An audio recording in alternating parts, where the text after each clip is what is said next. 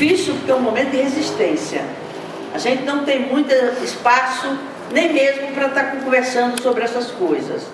Mesmo os nossos partidos, que têm uma origem de esquerda socialista, que têm um ideário, né, que supõe exatamente a existência de projetos e de projetos que levam exatamente a minha concepção de justiça, de verdade, de liberdade, de democracia radical para todos.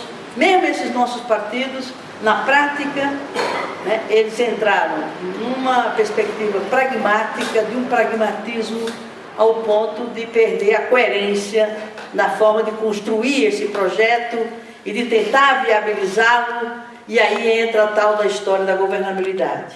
A conquista do poder, que não é o poder pelo qual a gente luta, né? Governo não é poder. Governo é, claro, existe algum poder, mas não aquele poder que é o poder partilhado por quem constrói a nação, constrói a economia, constrói a sociedade, constrói a vida em sociedade, a vida comunitária, né?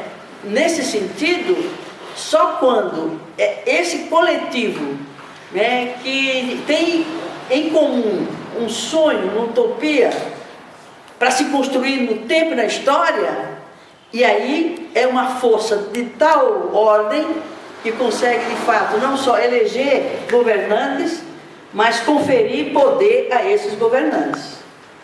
E não um poder concentrado em quem o povo elege, mas alguém que tem a delegação desse poder, mas um poder cuja fonte é o poder popular, e o exercício desse poder, para ser legítimo, para ser democrático, ele tem que se dar exatamente através de um método de gestão radicalmente democráticos, em que a democracia representativa não se completa, não se viabiliza, não se justifica, se ela não vem acompanhada da outra dimensão da democracia, que é a democracia direta, a democracia participativa, o exercício direto do poder, pela fonte, pelo originária do poder, que é o povo.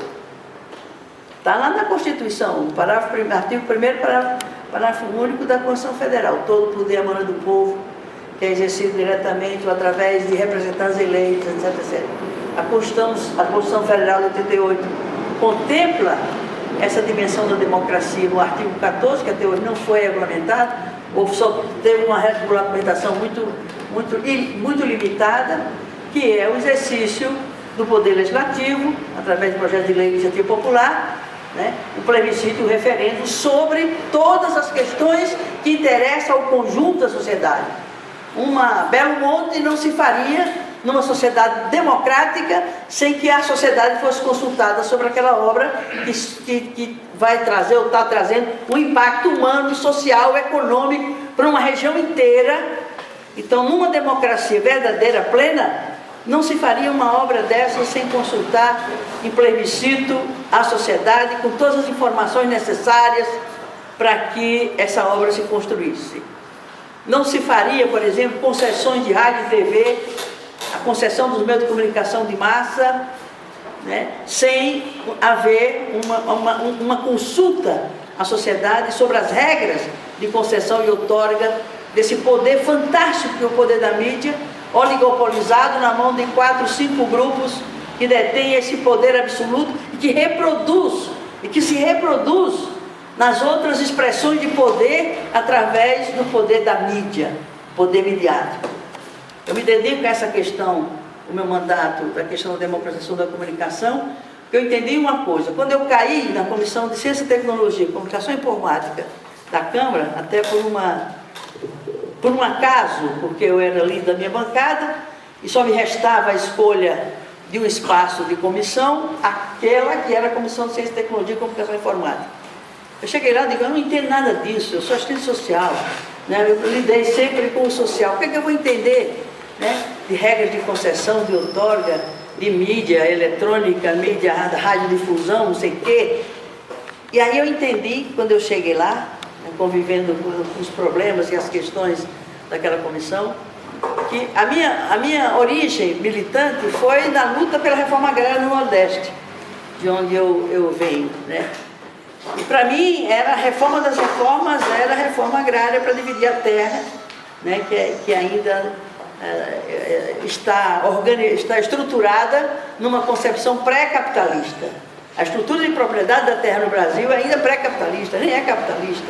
Portanto, não é uma tese que alguém possa dizer, isso é uma tese socialista, e nos taxar de comunista, do que quer que seja, porque a estrutura de propriedade da terra no Brasil sequer chegou no estágio do capitalismo. É pré-capitalista ainda pela concentração absurda de terra nas mãos de poucos. E essa, para mim, é uma questão estratégica de se resolver nesse país. Porém, eu me dei conta que antes dessa reforma, ou ela só será viável, se a gente conseguir fazer uma outra reforma anterior, que é a democratização dos meios de comunicação. Porque é os meios de comunicação que reproduzem conceitos, valores, ideias e condições objetivas de as coisas acontecerem. Ela amortiza o interesse da coletividade, ela aliena os cidadãos e muito menos lhe dá clareza sobre a importância das mudanças, das reformas que um determinado governo deve prometer. Então eu passei a ter como prioridade do meu mandato ainda a reforma agrária, mas não como no primeiro plano, mas antes a democratização dos meios de comunicação. Porque no dia em que a gente democratizar os meios e estabelecer o controle público sobre o patrimônio público, que as frequências eletromagnéticas são de propriedade do povo e que são otorgadas pelo Estado em nome do povo. Portanto, a Globo não é do Marinho, da família Marinho, né? A Globo é do povo. E o povo acha e ainda agradece, olha que bonzinho é o pessoal da Globo que dá a novela para a gente assistir, de graça. De graça o quê? Eles estão lucrando bilhões e bilhões com um bem, né? E que é um patrimônio natural. É um patrimônio natural. A frequência eletromagnética por onde transitam, né, as imagens, os sons, as ideias, os valores, as concepções, a ideologia, a cultura, a educação, tudo transita pelos veículos de comunicação de massa.